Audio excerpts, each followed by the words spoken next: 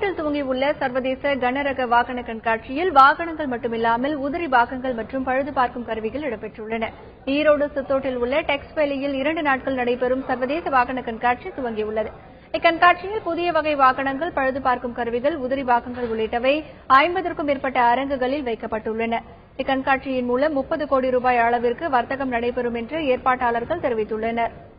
Lorry தொழில் சம்பந்தப்பட்ட லூப்ரிகன்ட்ஸ், GPS,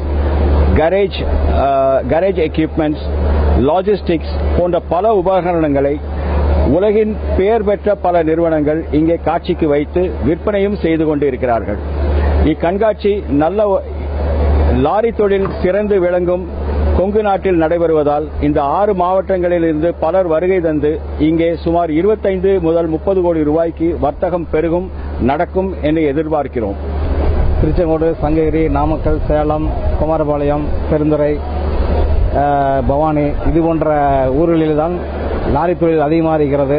அகில இந்திய அளவிலே இந்த தொழிலை செய்து கொண்டிருக்கின்றோம். அதுபோன்ற தொழில் செய்பவர்களுக்கு இந்த கண்காட்சி மிகவும் உபயோகமாக இருக்கும். ஆகவே இந்த ஏரியாவில் நடத்துவது பொருத்தமானது.